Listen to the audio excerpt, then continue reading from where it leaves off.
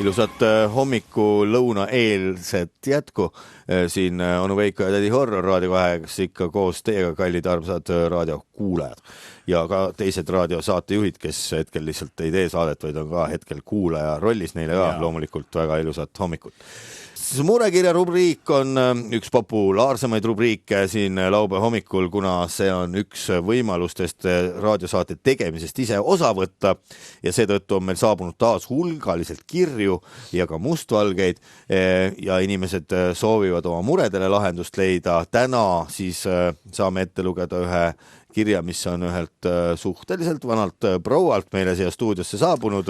Loeme selle ette ja püüame üheskoos siis ka jalg valutab lahendust leida. No see murekiri ongi jälle Lasnamäelt ja see on tore, et kõige aktuaalsemate teemadega ongi meil inimesed Lasnamäelt ja alati on nad aktiivselt valmis niimoodi ühiskonnas diskussioonist, avalikus diskussioonist ja diskussioone algatama, just nimelt. Ja meil ongi kiri... Ole hea, vaata, mis siia siis sel korral kirjutatud on. Kiri on siin on siis pilt ka joonistatud. Marelt, Lasnamäelt. Nii. Ja tema kirjutab, et tere, mina olen Mare, olen endine hevikas ja Tamur Marja sõbru. Tamur Marja sõbrut. Jaa, Tamur Marja sõbrut. Ja minule valmistab muret praegune hetke hevi olukord ühiskonnas. Pane edasi. Sest hevist räägitakse aina vähem ja vähem, aga hevikad ei ole ju ometi veel surnud.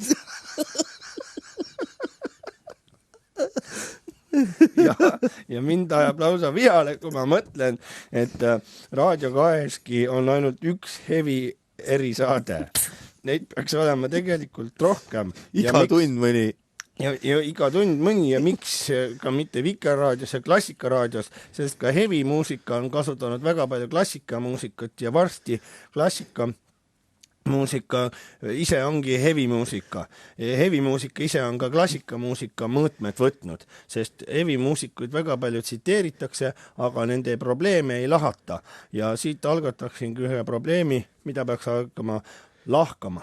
Ja järgmise lõigu ma palun teil ette lugeda probleemsaate formaadis, kuidas see no tõsisema häälega, siis ma saan aru. Tõsisema häälega. Soovitan teil kasutada selleks Mihkel Raua häält. Aha, siis tuleb see järgmine lõik. No jah. Niimoodi. No tähendab, kui nüüd põhimõtteliselt, kui väga hästi ei tule, aga no ma natuke proovin siis. No väga hästi. Sest tähendab põhimõtteliselt, kui need hevisaatel meil rohkem ei tule, siis me võimegi üldse selle rahvuse ringhäälingu ja kogu avaliku õigusliku ruumi kinni panna. Nõus. Ja, mul praegu ei tulnud Mihkel Raud hästi välja, aga no ma püüdsin. Aga milles siis mure? Milles mure? Kui nüüd kahe sõna kokku võtta, ma saan aru, inimesed... Resümeeriksin nüüd oma kirja ja palun teid kutsuda saatesse minu endine peigmees Tamur Marjasoo, kes on hevikas ja väga tubli teenekas hevimees. Ja palun temaga käituda viisakalt. Lahata probleeme, mis puudutavad hevimaailma ja hevi seotust tänase ühiskonna probleemidega. Ja kui vaja, kutsuge ka mind. Minu aadress on Punane tänav 15, korter 34, kahetoalises korteris elan. Laske alt kella. Laske alt kella. Ja kui vaja, siis teeme hevi saate. Aha. No nii, see on ju tegelikult väga... Hea üleskutse. Hea üleskutse ja kiri. Me lubada otseselt ei saa, aga võib-olla õnnestub meil saada Tamur Marjasoo siia stuudiosse. No aga mida me teha saame, on muidugi lasta Tamuri lugusid, mis on teoseid ja seda me ka teeme, mis on väga head lood. No üks võimalus kindlasti, mida veel saaks teha, mida ma olen ise siin Raadio 2 programmi analüüsinud, on see, et kui näiteks hommikuprogramm algab kell 7 hommikul, siis tegelikult hevimehed on ikkagi, ütleme, mehed täis powerit, nende hommik algab ju alati varem, 4:30, eks ju.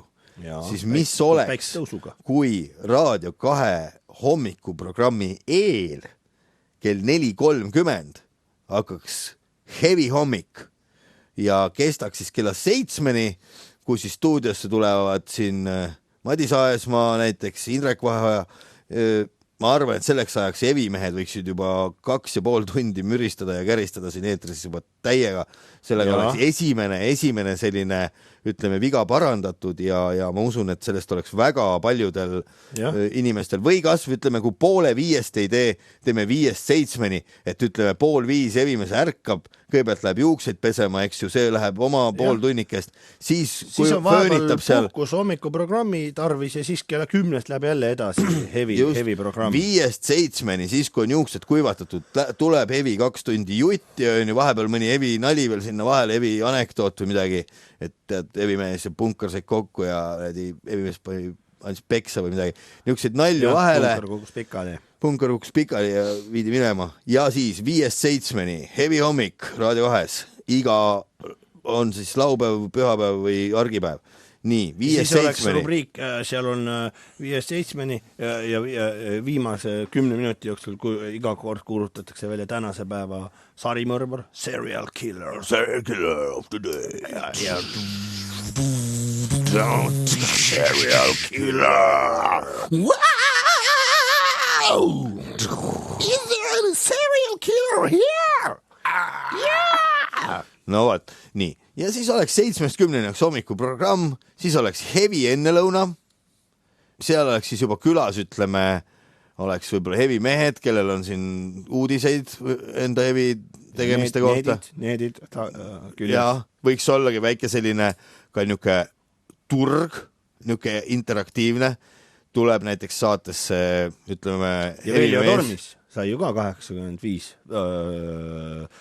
Tema ka võiks olla ju. Jaa, nii et mõtteid jätkub. Igatahes loodame, et mureline sai abi meie käest. Soovime talle... Seda me soovime talle head tervist ja kõike paremat hevi. Aga seda me ei saa lubada, kas Tamur Marjas me saame siia stuudiosse või ei saa, aga võib-olla saame. See sõltub juba erinevatest asjadest. Küll aga tänan kirjutamast ja loodan, et paljud eestimaalased said targemaks ja siinkohal me murekirja rubriigiga lõpetame, et siis juba järgmisel nädalal või siis, kui sellist aega tuleb jälle selle teema juurde tagasi pöörduda.